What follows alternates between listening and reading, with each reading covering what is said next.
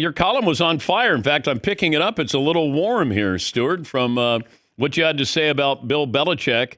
You start out by saying, congratulations, North Carolina. You managed to hire somebody completely unqualified to be your next football coach.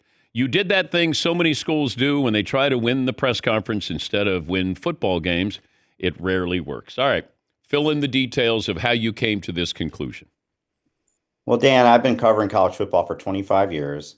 I have seen time and again NFL coaches come into college pledging to kind of reinvent the wheel, run an NFL program at the college level.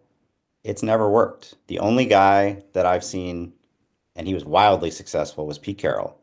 That was not because of anything he had done in the NFL. He was a maniacal recruiter who surrounded himself with other maniacal recruiters. Bill Belichick has never recruited a day in his life. So I think that he's right. I think he said college is more like the NFL than it ever has been. And he's right about that in terms of the portal and NIL. And these teams are hiring salary cap experts now, but recruiting is still the lifeblood of the sport. And then I think another key element, the two things Nick Saban was so good at, recruiting and motivation. And, you know, in the NFL, that's not really a part of it. Their motivation is their livelihood.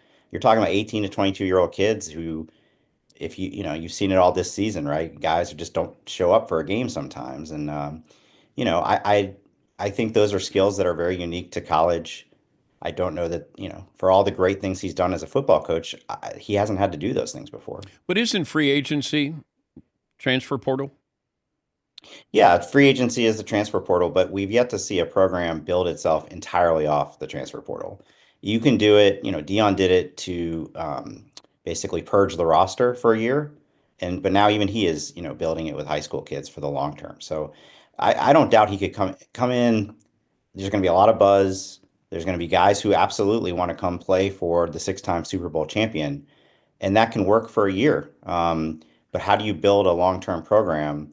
I just don't think you can build a long-term program solely off we're gonna do the salary cap. We're gonna get the best free agents. At the end of the day, you still have to, ask a college coach what they spend a lot of time doing. It's DMing high school kids with little smiley face emojis.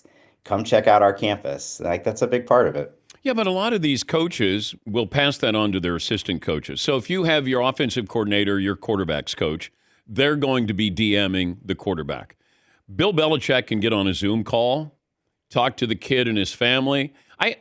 I think we're underestimating Belichick's desire to prove that he can do this, that he is as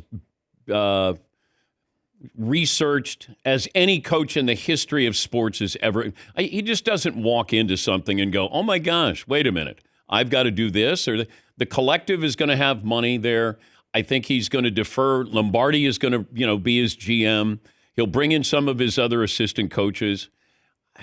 It just feels like this is, Belichick loves getting into the weeds and doing this stuff, or at least that's the feeling I get. I never underestimate him, even in a situation like this.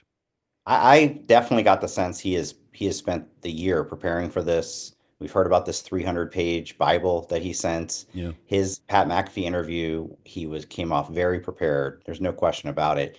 And I'll be curious to see who he hires. I mean, you mentioned Lombardi, also not a college guy. If he brings in some really good, experienced college recruiters, that will definitely help. But if the idea is we're going to just move the New England NFL franchise to Chapel Hill, yeah, I don't know. That you definitely need to have some guys who have a lot of experience at the college level. Well, this is what Dion needed to do. I said Dion's not a great coach. Dion is a great CEO. He's a great brand. He brought in a pretty impressive staff. And I think that was important because, and this may be, Belichick's going to just coach. He goes into every game having an advantage of being a better coach than the guy across from the field. The question is, what kind of talent level can you bring in? And that will be the big challenge. I mean, the over-under is 6.5 wins next season. And that doesn't look like Dion's biggest thing, well, not his biggest thing, but one of the biggest things is he got to bring in his son, who might be the first quarterback drafted, and Travis Hunter, who might be the number one pick. Well, if I gave you Belichick with Shedeur Sanders and Travis Hunter, that would be a great start. Yeah. that would be 10 wins, or it'd be a disappointment.